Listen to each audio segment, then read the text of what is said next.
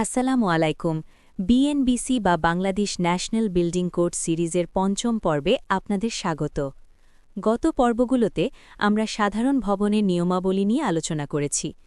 আজ আমরা civil engineering এবং কনস্ট্রাকশনের এমন কিছু জটিল ক্ষেত্র নিয়ে কথা বলব যা একজন ইঞ্জিনিয়ারের জন্য চ্যালেঞ্জিং হতে পারে।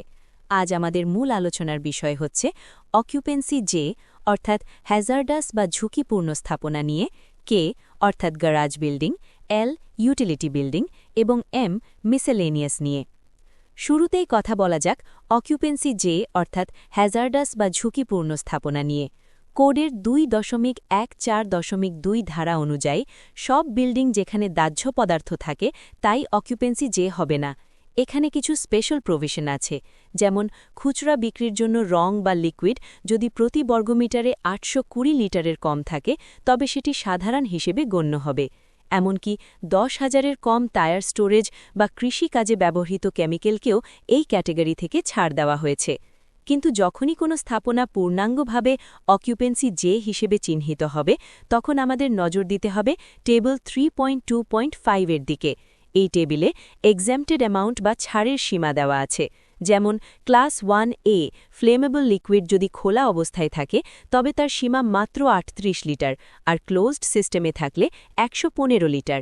যদি পরিমাণের চেয়ে বেশি হয় তবেই তাকে অকুপেন্সি জে এর কঠোর নিয়ম মানতে হবে। নির্মাণের ক্ষেত্রে প্রথম শর্ত হল ফ্লোর কনস্ট্রাকশন। কোড অনুযায়ী এসব রুমের ফ্লোর অবশ্যই নন কম্বাস্টেবল এবং লিকুইড টাইট হতে হবে। এখানে গুরুত্বপূর্ণ একটি বিষয় হল স্পিল কন্ট্রোল। কোড অনুযায়ী এসব রুমের ফ্লোর পার্শ্ববর্তী ফ্লোর থেকে অন্তত 100 মিলিমিটার নিচু বা রিসেস্ট রাখতে হবে। এছাড়া ড্রেনেজ সিস্টেম এমন হতে হবে যেন তা ফায়ার স্প্রিংকলারের পানি এবং কেমিটার অন্তত 1 ঘণ্টা ধরে রাখার মতো সেকেন্ডারি কন্টেইনমেন্ট ক্ষমতা রাখে। আর যদি এই কন্টেইনমেন্ট সিস্টেমটি খোলা আকাশের নিচে হয় তবে একে 24 ঘণ্টার গড় বৃষ্টিপাত বা 100 মিলিমিটার বৃষ্টির পানি ধারণ করার মতো অতিরিক্ত ক্ষমতা সম্পন্ন হতে হবে। এবার আসি লাইটিং এবং ভেন্টিলেশনে।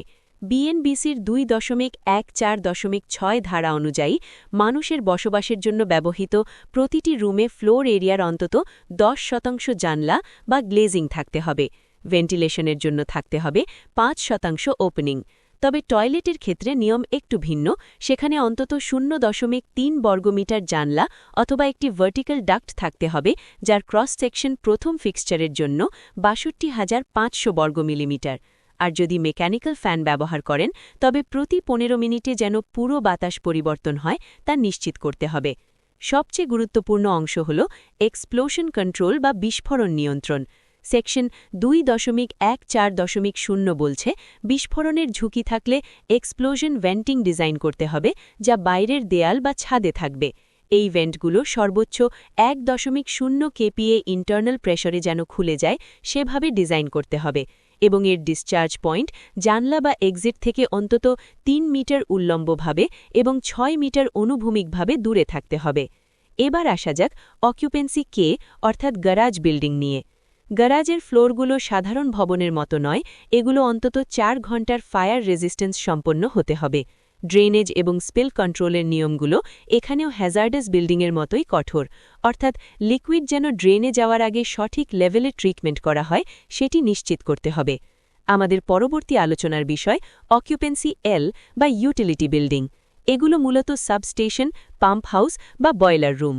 এখানে একটি গোল্ডেন রুল হল বয়লার বা ইলেকট্রিক্যাল রুমকে অন্য জায়গা থেকে আলাদা করতে অন্তত 2 ঘণ্টার ফায়ার রেজিস্ট্যান্স সম্পন্ন দেয়াল ব্যবহার করতে হবে।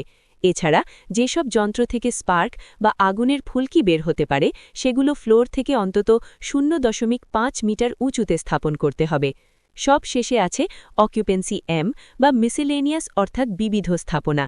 এই ক্যাটেগরি মূলত সেই সব ছোট বা অস্থায়ী কাঠামোর জন্য যা অন্য গ্রুপে ফিট হয় না, তবে এই স্থাপনাগুলো যেন ভেন্টিলেশন এবং স্যানিটেশনের সাধারণ মানদণ্ড পূরণ করে সেদিকে খেয়াল রাখতে হবে। সিভিল ইঞ্জিনিয়ার হিসেবে এই ডিটেলগুলো জানা আমাদের ডিজাইনের নির্ভুলতা বাড়ায়।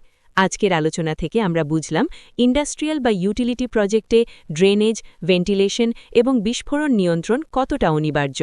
ভিডিওটি ইনফরমেটিভ মনে হলে শেয়ার করুন এবং বিএনবিসি সিরিজের আগের ভিডিওগুলো মিস করলে প্লেলিস্ট থেকে দেখে নিতে পারেন।